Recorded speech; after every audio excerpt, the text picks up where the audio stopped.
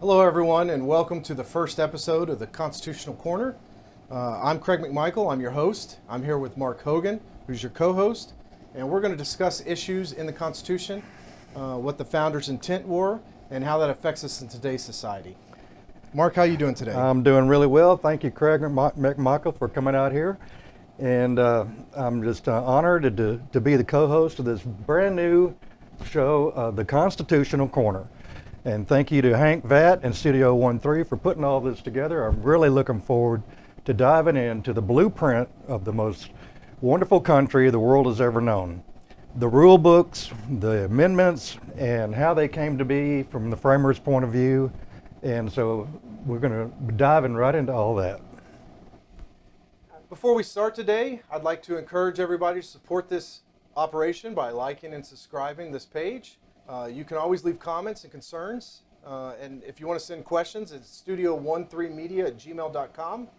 And Mark, before we get started, I want to share something funny that happened to me recently. As people that know me know, my wife is from the Ukraine, so Right. English is her second language. She was trying to explain what I was getting involved with some of my friends, and she told them that we were going to do an institutional corner. The institutional corner. And we're the inmates, right? We're the inmates. I tell you, I really got a good laugh out of that. It took her a while to figure out that she said the word wrong. Bless her heart. But yeah, you know, politics can be like an institution sometimes because people get so heated. And that's what we want to avoid here at the Constitutional Corner. We want to have open discussions about the actual facts of the Constitution. I agree with that. The way to move forward is have an open discussion and debate on the points of what is really going on and what is the facts of how this great nation was put together, the constitutional framework as well as the amendments, and get into the context of what was going on in the late 1700s and even the vernacular or the meaning of certain words, and get to the true meaning of the foundation. Then we can have a productive discussion on how to move forward. That's correct. And I'll share a story about how important facts are. So in 1770, John Adams was an attorney in Boston. There was an event that most of you probably heard of called the Boston Massacre. Some British soldiers had killed they were British citizens, not U.S. citizens at the time, and they were going to be put on trial for the murder. Everybody went around trying to find an attorney to represent them, and no one would. So John Adams took the case, even though it was a detriment to his own law firm and prosperity in the Boston area. He believed in liberty and freedom, and he said something interesting during that case that's always stuck with me. In his closing arguments, he made a quote, "Facts are a stubborn thing, and no matter what may be the wishes, inclinations, or dictations of our passions, they can't alter the state of facts and evidence." And that's kind of what I want to touch on today is the facts of the founding documents, the evidence that's provided by what the founders wrote in those documents, and what that means today for us as a people. One of the issues that we want to discuss starting this opening episode is taxation and debt. A lot of people don't know this, but the federal income tax was passed via constitutional amendment in 1909. It was put in effect in 1913, which, Mark, in my opinion, is one of the worst years in our government. 1913 saw the 16th and 17th Amendment Right. of the Constitution ratified and put into place. The 17th obviously gave us the right to vote for senators, which in my opinion the Senate was put in place to protect the states. They were elected by the state representatives. In the founding documents, they argued this for a long time, how to protect the states with limited population and how to make sure each state was equally represented. The Connecticut agreement was one of the things they agreed on that put that into place, where there would be two senators from each state. They would be elected by the state representatives, and the people would elect the lower house of the House of Representatives. Well, getting back to the taxation aspect, the 16th Amendment, it was passed in 1913, correct? It was ratified in 1913. And that allowed for the collection of taxes from individuals. How in the world did here's a basic question from just a regular guy, how in the world did the government fund itself pre-taxation, pre-1913? So the original Constitution allowed for taxation, but it had to be a direct tax proportionate to the population, equally applied. So most of the taxes raised through tariffs and trade There were some taxes on other things that they imposed. There was actual income tax put in place during the Civil War. Right. It was shot down by the Supreme Court a few years later. As being unconstitutional. That's correct. And so the people at the time argued in the early 1900s that the rich weren't paying their fair share, that the current tax system... We've heard that before. Yeah, we have heard this many times before, that only the lower income people were paying the taxes for the country and they were suffering the most because there was a tax on goods and services through the tariffs and the sales tax. And so they implemented that first tax. The first year, the tax raised $71 million. Interesting fact about that, John Rockefeller, who was the richest man in the country, paid $2 million of that $71 million. And then it has grown from there. It actually grew to a point where the highest tax bracket was paying 50% of their salary or more. And Reagan shot that down. And I'll tell you, it's interesting, currently, today, an individual that makes over $44,000 a year pays 25% of their income to taxes. I find that to be a disgrace for this country. 25% of the money is taken from the individual and given to the government. And well, you can, I'm sorry to no, interrupt you. You're fine. You can see that the door was opened for a little bit here, a little bit there, a little bit here. You know, you pay taxes before you ever see your money. You pay taxes when you spend your money. You pay taxes when you die. If you leave something to somebody, they've got to pay taxes on that. Everything counts as income, and the government seems to have their hand in every little ounce that you get. If you took $1 and took out all the taxes by the time you spent that $1, I wonder how much of that $1 you really own. It's not a lot, and like Dr. Ron Paul would say, it'd be interesting if we were allowed to collect all of our money and then had to write a check for our taxes. There would probably be an open revolt. Yeah. Because people would realize how much money they actually spend on You've taxes. got to physically come out of your pocket at that point and make the payment. Yeah. You know, Ronald Reagan once said something that a government agency is the nearest thing to eternal life that we'll see on this earth. And that is a true statement. That is what government is. An analogy I use to explain to people when I ran for office and in life as I deal with politics is the Little Shop of Horror analogy. We, the American citizens, have become Seymour, and the government is the plant. And he just wants a little blood now, a little blood now. The plant keeps growing, and it will devour all of us. And this is a roadblock that we're headed to that's going to be a financial disaster if we don't understand the founding principles of this country and what was put in place to protect us. Right. And I hope to be a little help to that end with the Constitutional Corner. That's the idea of the show, is to have something where we can discuss some of the issues, and we're going to try to stick to not opinions, not speculations, like we talked about earlier, just facts of what was written down, facts of what we can prove. It's not what you believe inside your heart or your mind, it's what the actual facts are. So the founders believed in something known as natural law. They talked about this a lot, natural law and positive law. Natural law is law that you're given, that you provide it with at birth, the right to breathe air, the right to eat, the right to drink water. Just as a human being. This is correct. These are things that you're given. Positive law were positive laws that the government could provide you. And they understood you couldn't have total anarchy. There had to be some sort of centralized authority, but they wanted to limit that authority, and that's what they attempted to do with the Constitution. Right. When they wrote those documents, you had two arguing parties at the time. You had the Federalists and the Anti-Federalists. The Federalists were the ones that were about the Constitution and the centralized government, and the Anti-Federalists were worried about the Constitution taking away authority from the people. Am I right in thinking that that's where the first 10 amendments came from that they worked on? The Anti-Federalists wanted to spell out the restrictions to the federal government. Is that right? That's exactly right. The Anti-Federalists required the Bill of Rights to be put in place to describe the rights that we had as people that the government could not infringe upon. They could not violate, they could not take away from you. They had no right to modify those 10 amendments. And there were a lot of debates. People talk about slavery. Slavery was debated during the Constitutional Convention. They realized at the time, because a lot of the founders wanted to ban and abolish slavery outright at the time, right, but a lot of the southern states wouldn't go for it. And they were in a quagmire. Do you push for that and have the Union fall apart before it starts? Or do you accept that and fight that at a later date to make sure that you can defeat the British Empire at that time? Right. And so that was a compromise they unfortunately made. that led us to our Civil War. Birth a nation immediately. Yeah. That's correct. And so back to the taxes, I think, interesting enough, a lot of people don't realize our debt to GDP ratio is a big issue that a lot of people don't look at or understand. If you look at 1980, our debt to GDP ratio has gone up 95% since 1980.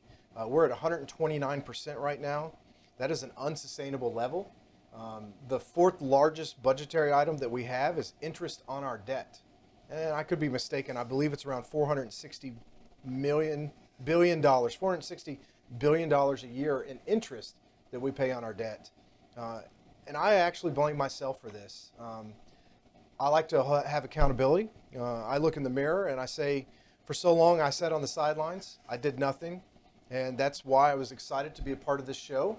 I was happy y'all invited me on to have these discussions so we can try to make people aware of these problems, because the true power in our government through our constitutional authority lies with we the people. Right. We're the ones that have the authority to control the government. We keep talking about leaders. We don't have leaders, we have representatives. The president is not the supreme authority of the land. The Constitution is the supreme authority of the land. Right. And the Constitution refers all the power to the people. We elect representatives to represent what we want them to do for a certain period of time. That's correct. And the federal government was supposed to have the limited powers, the 18 enumerated powers listed in the Constitution, and everything else was left to the states. And so you would have states that had different laws and rules that governed the day-to-day activity of the state. But as a citizen, you had the ability to leave one state and go to another one. You didn't have the ability to leave the country and go to another country. Right. And so this was an issue that the founders openly debated. They talked about, and we've had to modify the Constitution to make some changes for the better, if you look at some of the amendments.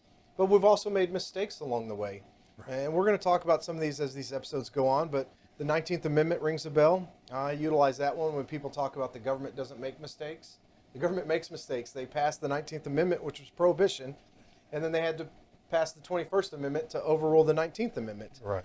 Clear black and white evidence that our government makes mistakes and the people can demand change, and it's something that we need to find in ourselves to start to demand. Well, I think the bottom line is this country is less than 250 years old. It's a great experiment.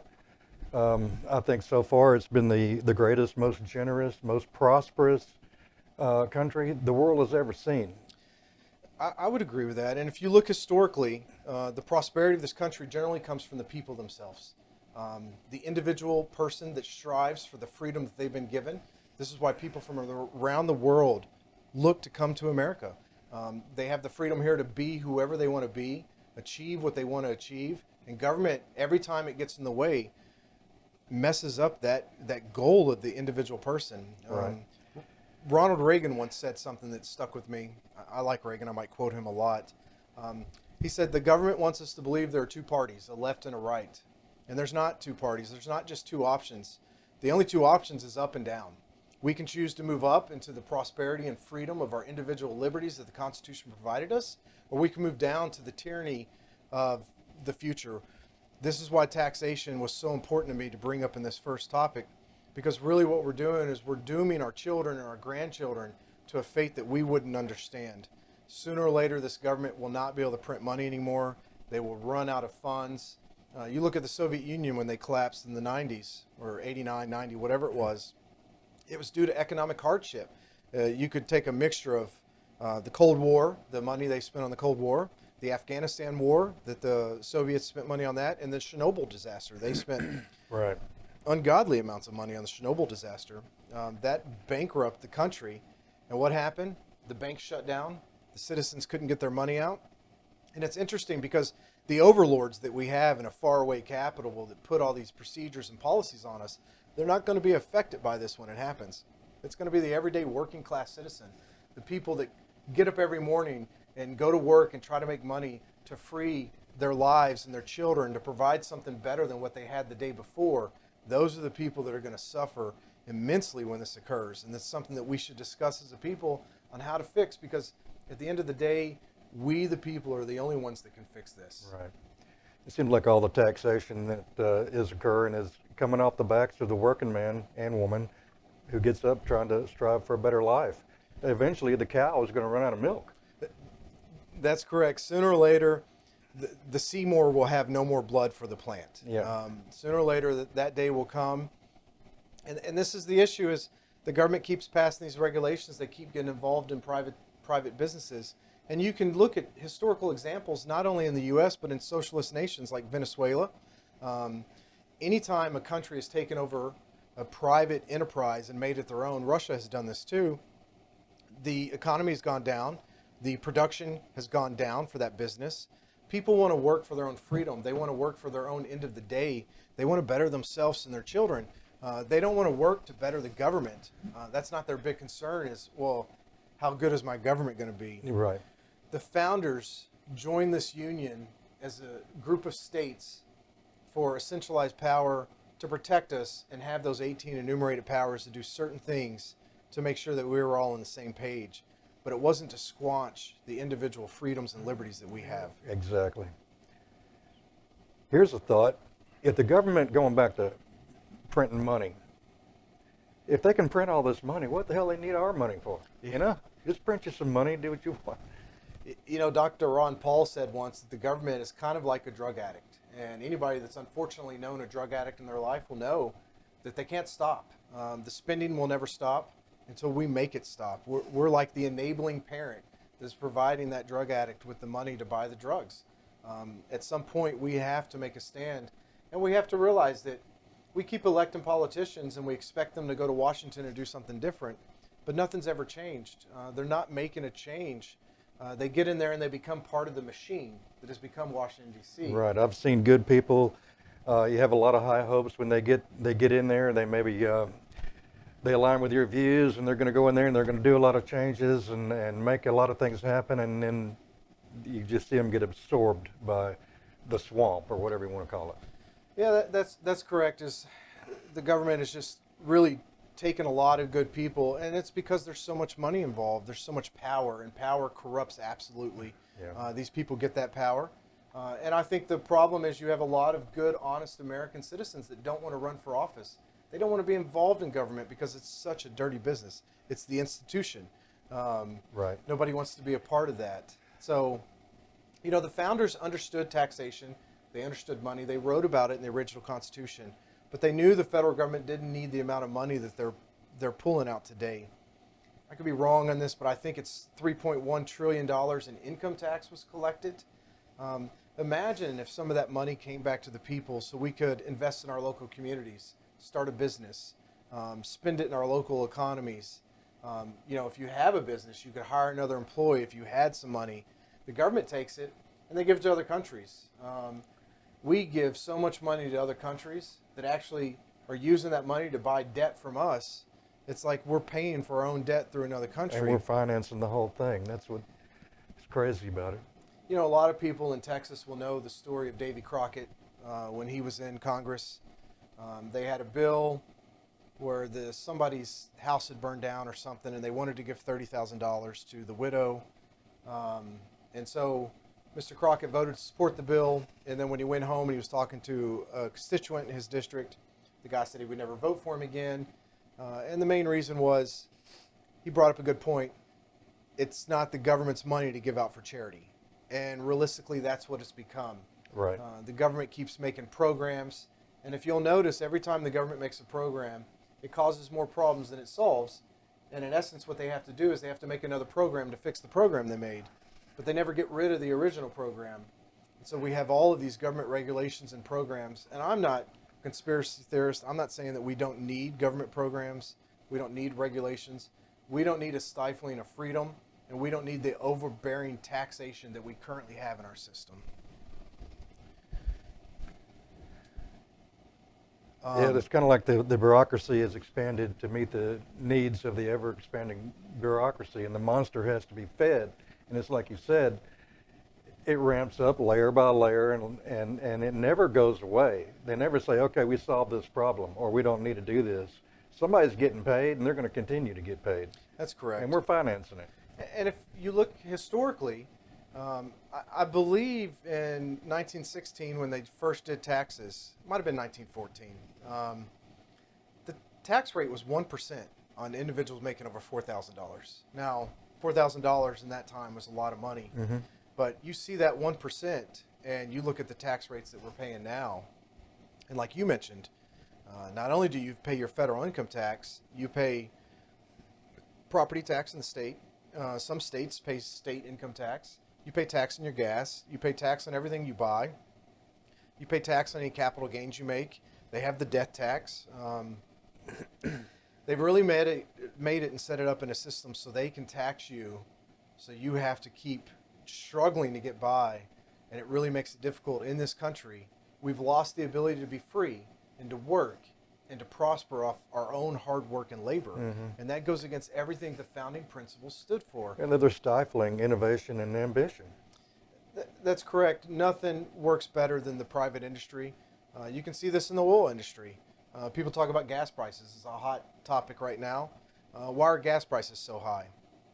The first day our current president took office, he passed executive orders that stifled the gas industry. And then if you talk about the oil industry and you actually know anything about it, these are long-term investments that the oil companies make. These aren't things that they're going to invest in for 3 to 5 years. These are things they're going to invest in for 10 years. Right. What kind of private industry or private person is going to invest in this company if they are unsure about the future because the government has put so many regulations and questions up in the air? Right, and not so ambiguous either. Actually declaring war on the energy industry. Who's going to invest in that and look for oil? It costs a lot of money to do that before you ever plant a drill in anything. So they're stifling the energy industry, and I think for a green agenda. And so my question is, if the fossil fuels, which is a misnomer, is such a terrible thing, then why are we looking for it in Venezuela, Russia, Iran, of all places? Why is their oil that we would buy from them any different than the oil we would pull out of the ground? It's not going to hurt the environment anymore, and probably hurts it even more because those people don't have an EPA making sure it's clean. Yeah, that's correct. Doesn't make any sense. We have the ability to be energy independent. And you know, part of the problem that we have is the propaganda that comes from our media. I know a lot of people don't want to believe this. They want to believe that all the media is fair and balanced, and they're asking the tough, hard-hitting questions. And we're going to get an opportunity to do this later in the show, as we might have some guests on. We're going to be inviting some state reps and maybe federal congressmen to ask them some tough questions if they're willing to come on the show.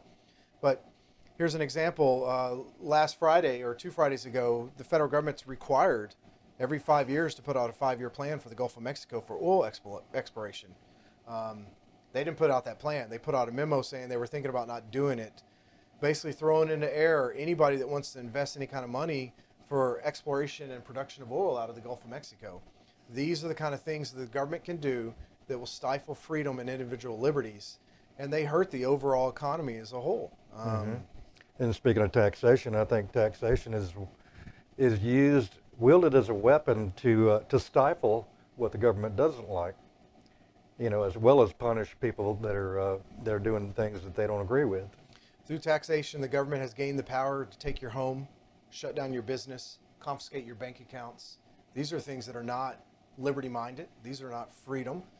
These are a method of control. Reagan also once said, the government doesn't control anything. They can't produce anything. It's we the people that produce everything in this country. It's we the people that make the goods and services that the government utilizes.